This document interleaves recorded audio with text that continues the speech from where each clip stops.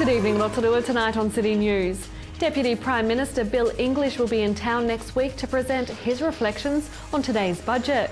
The Royal New Zealand Ballet is also in town next week with their latest production, Capellia.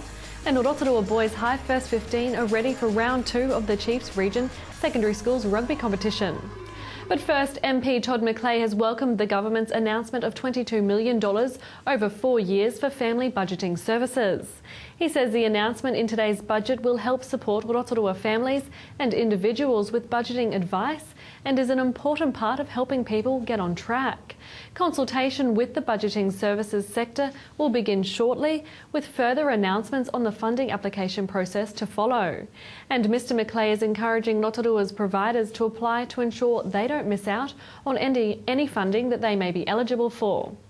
And Deputy Prime Minister Bill English will be in Rotorua next Friday, the 23rd of May, to speak at a Chamber of Commerce event. Mr English will present his reflections on today's budget at a lunch event at the Distinction Hotel. For more information, visit rotoruachamber.co.nz. Community Rotorua is hosting a Grants Application 101 workshop this month. It's designed to help people fast-track their grant applications. Well, we're here to support community groups, so whatever your needs are, that's our reason for being, and that's the reason we're delivering this grants workshop in partnership with the Fundraising Institute. A lot of people in community groups are telling us that they're really struggling with their funding.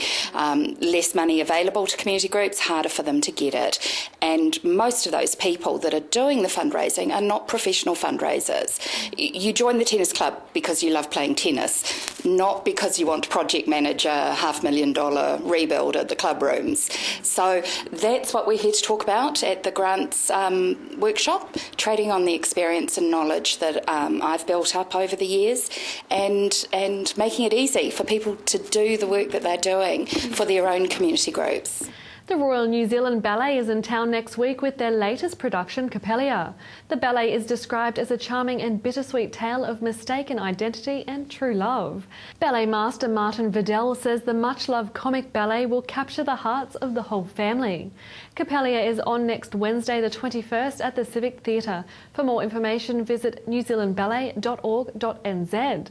And for your chance to win a family pass to the production, visit the competition page on our website and tell us the name of the show. In sport tonight, the Chiefs Region Secondary School's First 15 competition got underway at the weekend with Rotorua Boys High School competing in the top tier of the competition for the Chiefs Cup. They're up against top-ranked schools in counties Manukau, Waikato, Bay of Plenty, Thames Valley and King Country, and will play in a two-tier competition for the Chiefs Cup and the Chiefs Trophy. The Chiefs Cup, that's made up of teams throughout the Chiefs region. It's 2 pools of 4, and the winner of each pool will play each other in a final and so on, 3rd, 4th down the ladder. Cool, so it's only just started? Just started in the weekend, and we played Rotorua College, who were last year top 4 co-ed finalists, so semi-finalists. And we had a good win, 31-10 over them, so good start to our campaign. Yeah, and that, that psychological edge that a good win gives you like that at the start of the season, do you think it's going to make a good trajectory, set you on a good trajectory? Yeah, it's definitely what we needed after the couple of losses we had through some training games in the holidays, but a real boost to the boys, and we're looking forward to our next game in Cambridge this weekend. And off-road racing fans will have the chance to win a ride with Racing Ray Williams through the iconic Manawahe stage in Rotorua on Sunday. To go into the draw to win a ride at this weekend's Targa North Island event, just go to our Facebook page and find the post about the competition, like the Targa New Zealand Facebook page and comment that you saw the story on TV Rotorua. The draw will be made on Saturday the 17th at 6 p.m. The winner will be notified via Facebook and needs to be at the Rotorua Village Green on Sunday by 11:30 a.m. in preparation for an amazing afternoon on a Targa stage. To your weather update now. Tonight looks fine with fresh southwesterlies and an overnight low of 6. Tomorrow, Friday, fine with southerly winds, a high of 15 and a low of a chilly 1. And the outlook for Saturday, mainly fine with southwesterlies easing, a high of 15 and a low of 3. And the marine forecast for Lake Rotorua for Friday, southerly 10 knots rising to 15 knots for a time in the afternoon with waves less than half a metre, and it looks fine. Still to come in tonight's program, we find out about the work of hospice as part of this week's Hospice Awareness Week, and we celebrate youth in emergency services covering their recent graduation at Rotorua District Council.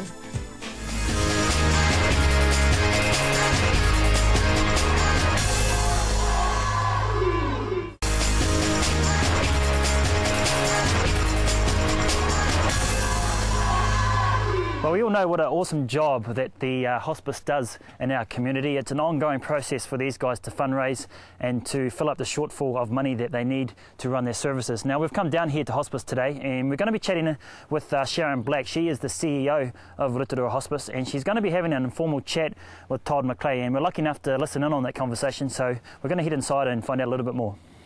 Well, hospice does an amazing job in our community, and you help so very many people in their time of need. But how's it all going?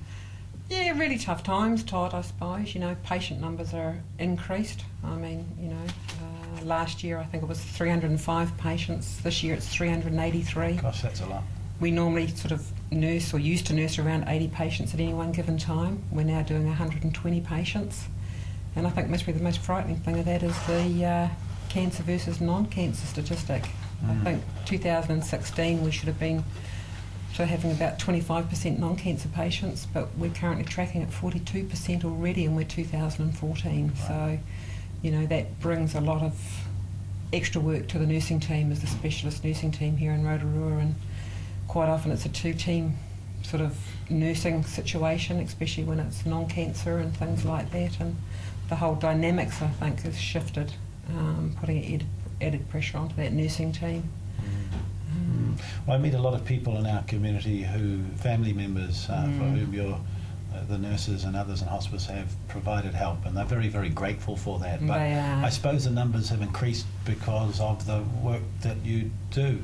And you've got two shops in Rotorua. They must raise a lot of important funding for you. Well, they do. We would definitely be in a lot of trouble if we didn't have those shops. The DHB currently give us 48% of our funding. Yep. Which means we've got to raise 52% through other means, which this year, just gone, that equates to $700,000 we're looking for from the community, whether that be by grants, donations, fundraising. Of course, you know, Awareness Week this week coming up, you know, it's like that's where it comes from. So people can help in a number of ways. I know when your shop in Rotorua Street opened, I went through my wardrobe and found lots of things I don't need anymore and donated them. I haven't seen anybody around town wearing them yet, but I'm sure there are a few. I'm sure. But people can do that. They can go to the shops, or they can just donate to you during the appeal week. That's dead right, definitely. I mean, there's lots of ways of donating, you know. We've been very lucky in receiving bequests and things like that, and think about us when you're writing out your will is another big way as well, you know. You don't just have to give it to us in envelope appeal or whatever, but of course the Awareness Week is an excellent way of donating to hospice. Well, look, on behalf of the community, can I just express the gratitude for all that you do here. I know that hospice makes people's lives better at the most difficult time in their lives.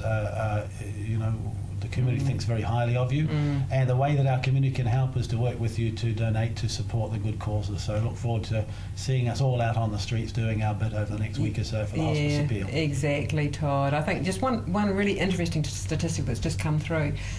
Rotorua Community Hospice, and I think we've got to be proud of this, that 78% of the patients that we actually nurse in this community die in their own bed of choice. Right. And it's the highest in-home death rate in the country. So, you know, pat on the back to the team for what they do, and the fact that the community does get behind us and support us, and it is okay for people to die at home. Well, that's a community supporting you, so people can have a choice. Yeah, it is. Well done. Keep up the good work. Yeah, great. 52% of your funding comes from the community.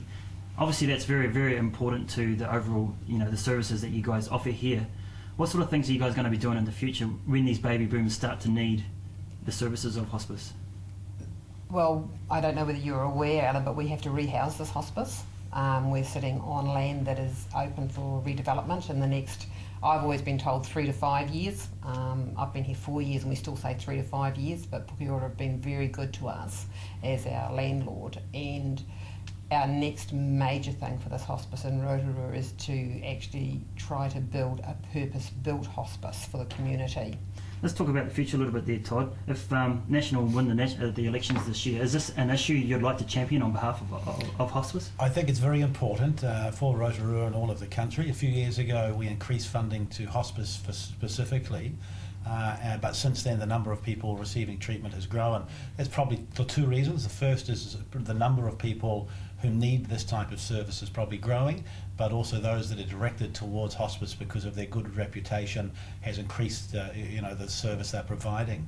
So it is a challenge and something we're going to have to think about.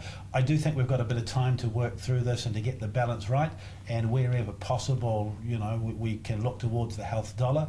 But we do know over the last 5 or 6 years with the recession, it's been very challenging for a lot of people, and I'm glad we were able to increase the amount of money to hospice. We'll just have to work out when it comes to aged care and palliative care and the work hospice does and many other things in society as we age, as we get older, exactly where that fits. But I'm really supportive of the work they do here, and we'll be doing my bit from the part of the community to make sure we raise all the funds that are necessary to do the job that's needed here on the ground today. Good stuff. Alrighty, Tom McClay, National MP, and Sharon Black, Hospice CEO. Appreciate your time. Thank you. Thank you. Pleasure. Thank you.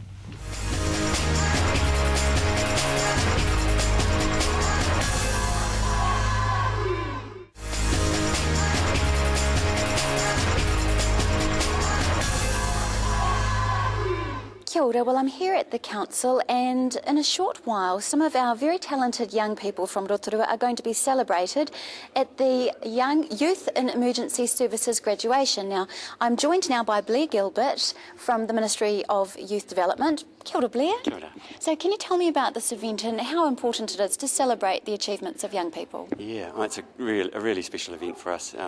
Basically, the emergency services of Rotorua, the volunteers in particular, have all got together and provided an inspirational orientation for these young people who have stood up basically and said, I want to be involved, and they've developed this program. Basically, the service has developed it, which takes young people into the world of emergency services, really. And following their inspirational orientation phase, they've done a big combined weekend, and now they're looking to volunteer in those services.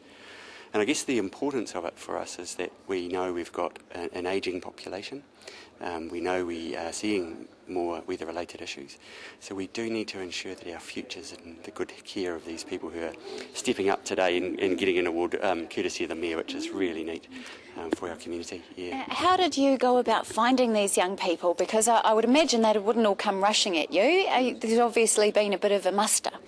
Yes, it was just really the schools. So we trusted in the schools, and they've all put up a few people from each school. So we've had a really good mixture, and again, those young people have joined together and created new friendships as well, which has been really neat. Yeah. What have some of the challenges been that they've had to do? On the scenario weekend was probably the big one. So searches in the bush. We've had they then had to camp out, find their way, navigation to a camp, and then amazingly had a fire in the middle of the night that they got up to, and with rural fire, which was really neat. A scenario which they then put out up early the following morning and they went through each of the different services in small groups where they came across all sorts of dilemmas, all set up, of course, but someone had fallen off a rock face, someone had in the pool, half drowning. We had fires, we had smoking rooms, we had all sorts of St John needs. Emergency rescue from civil defence was also there. We also had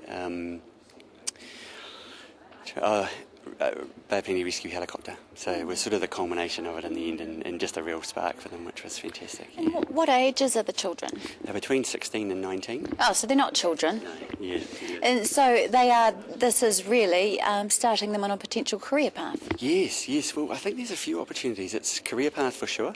The other thing is we know that young people that come from communities like Rotorua or smaller communities tend to go back in time. They may leave for a while.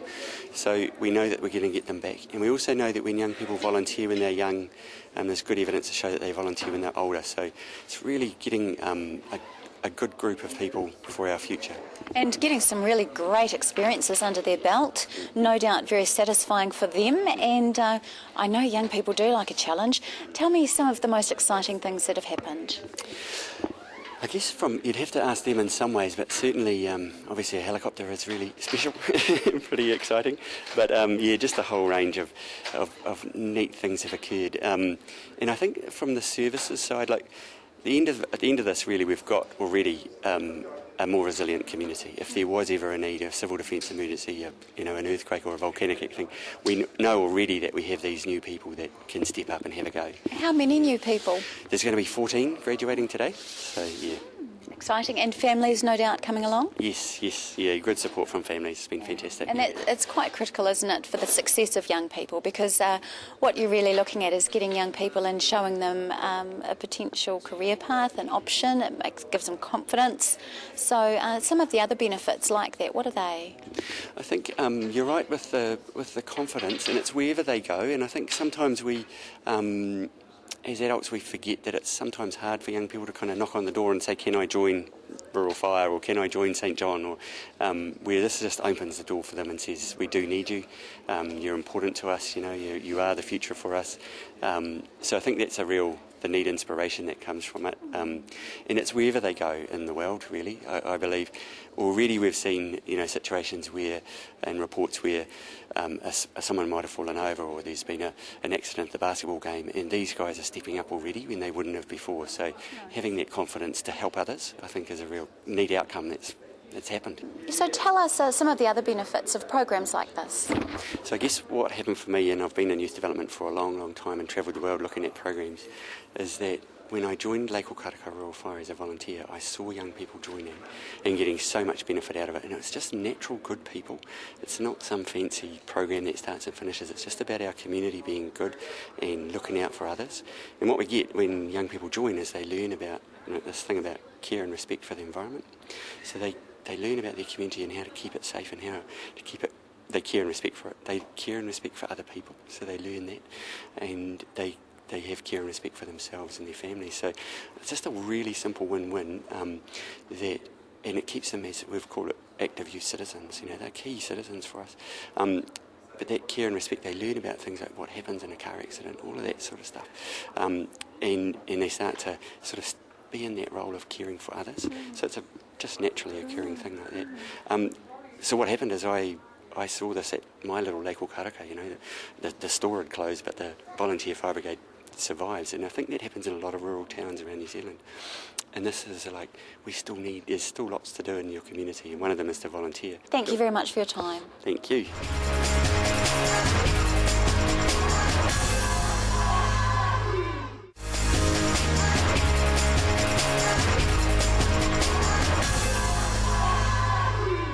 I'm joined now by Emma and Chantal from Girls High, and they have been part of this program. Emma, we'll start with you. How have you enjoyed it? Oh, it's been great. What did you have to do? We did lots of stuff, so we learned about St John and the fire services, and just water safety and all that. Mm-hmm. Yeah. Nice. Chantal, what about you? What did you have to do? We pretty much just did this, all of us did the same stuff, just learning about the emergency services and getting people to join. Were there any scary moments? Yeah, quite a few actually. The rock climb, the abseiling. Don't like heights. Don't like heights. No, you don't mean the high school. You just mean heights. Yeah. And Emma, tell me about some of the other participants. Did you see some nice teamwork happening? And yeah, there was lots of teamwork. Everyone worked together really well, so that was good. And because we got split up into groups, so yeah, we all got to know each other real well, and teamwork was really good. So nice. Do you think that you might pursue a career in the emergency services now? Yeah, I was looking at the fire services, in the army or something. Nice, yeah. Nice. What about you, Emma? Yeah, same. I was looking at going as a medic in the army. Yeah. Very cool. They get well paid too. That's good. That's an extra enticement. Thank you very much, girls. Well done, and congratulations on your about to be new title, graduation coming up. Thank well you. Done. Well done. Hi, Kane. So how did you find this experience? It was really good. I got to meet a bunch of new people that I didn't think I'd meet before. I started off a bit nervous, but as I got to know the people, it was a great experience, and I thank all the people that came. Nice. What was the most challenging part? Probably the water rescue at the end, because I'm not much of a swimmer, but when I got out there I was keen and going hard, and yeah. Do you think that you might pursue a career in emergency services after this? I've already joined up to St John in the little seniors thing, which is a bit of a youth thing, but I'm going in, I might be a paramedic when I'm a bit older. Nice. And that motivation, has that come from this experience? Yeah, a lot of it came from the experience. I wouldn't have come to St John if I didn't go through this course, and it was offered to me through school, and it was yeah. Any of your mates go through with you? One of my friends, Shades, I didn't really know him at first, but we became good mates and found out he goes to my school. Yeah. Nice. Would you recommend it to other boys to have a go at this kind of thing? I'd recommend it to boys, girls, anyone. It was a great experience, and it builds up your confidence a lot when you go through it. And I'm glad that I went through it. It built my confidence a lot. Now I can talk in front of people. I was usually really bad at it. Yeah, awesome. And you can talk in front of a whole lot of people too on camera. Well done. Yeah. Thank you. That's all right. Stuart, tell me about how the kids have been in terms of their fire experience with this program. The children have come along here. When they arrive, they have no idea what to expect. What a big change to see in them. They start from just a fledgling really and develop into young adults, showing some amazing drive and initiative for what they're doing, and they wouldn't be here if they didn't love the idea of it and the concept of the YES program. So we heard that there was a bit of a midnight fire. How did that all happen? I kept out of the way, but for that, so I'm not too sure the final outcome. But someone just happened to let something get alight during the night and made them do a bit of work and a bit of a exercise for them all. Bit of fun. What is the potential that you've seen in these young people? It's amazing. It's you see all sorts in each of them, but you almost see leaders in them. They're coming along here, they're showing initiative, and that's what we're looking for. If they could come along to the fire service and be a volunteer firefighter, show that initiative, that's what we're really looking for. Get some young people into our service and develop for the future. Thank you very much. Well, Annette, we've heard somebody already say that they want to volunteer for St John's once this is finished. So how positive has it been for your organisation? It's been great seeing the kids relate to the community, to volunteering, trying something new, just the expression on their faces to say that they can do something and give back. And it's really setting a bar for them, isn't it? Because, you have to be pretty clever to be an emergency service person, so particularly a medic, and quite a few of them are going that way. How do you feel about that? Well, proud of them, proud of all of them. They gave it a go and they've got themselves some idea of a career pathway, and so it's very proud of them for all they've done. Were there any hair-raising moments? Not that I saw. Oh, that's good. Tell me about the part that you enjoyed the most. Meeting them all, I think. Yeah, meeting them all, working with our other teams, with our other emergency services. It's just a great activity to get involved in. And would you like to see it continue on into the future? Yes, this is the second year I've done it, and I think it's definitely got potential to continue. Wonderful. Well, thank you very much for your time. Okay, thank you. Thank you. Great to see our youth on our screen celebrating their success. Congratulations to all youth working and volunteering in our community. If you have any news or an event that TV Rotorua can support, you can call the station on 073488 984 or email news@tvrotorua.co.nz. Thanks for watching tonight. Po Maria.